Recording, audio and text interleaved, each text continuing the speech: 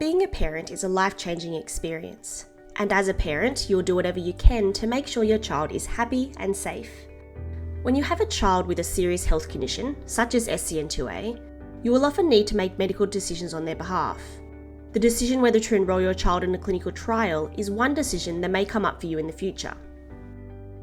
With rapid medical advancements, it's possible that clinical trials that investigate new medications, antisense oligonucleotides, or gene therapy will become available for children with SCN2A. So what are clinical trials? Clinical trials are research studies that investigate a new treatment or a new combination of treatments, a new intervention, or a new test.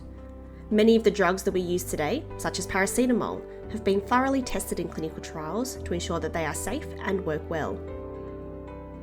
There are three main phases of clinical trials before a new treatment is approved for wider use. If a new treatment shows promising results from tests in the laboratory and animal studies, it moves to a Phase 1 clinical trial. This is the first time that a new treatment is tested in humans.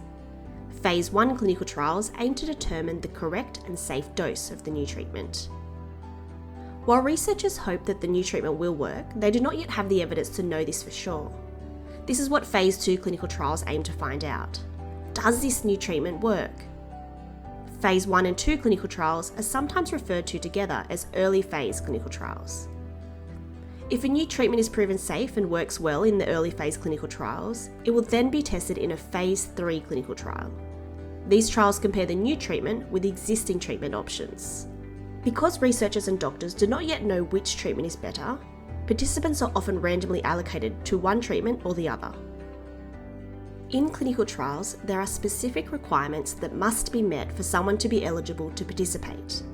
Some criteria may include age, diagnosis, current treatment, and symptoms. In most cases, pre-screening will need to be completed to determine whether your child is eligible for a clinical trial.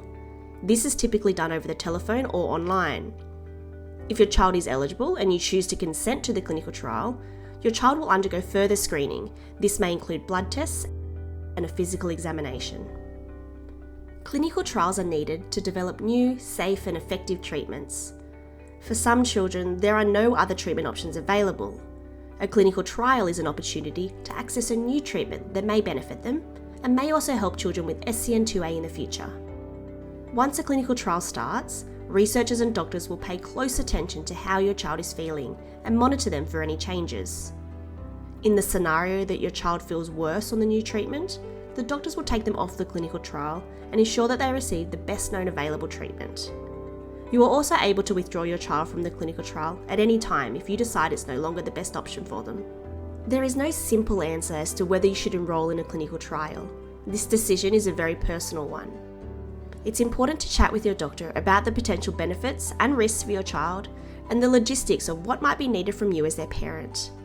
Regardless of which option you choose, your child's treating team will ensure that your child is well cared for. For more information about SCN2A clinical trials, please visit www.scn2aclinicaltrials.com.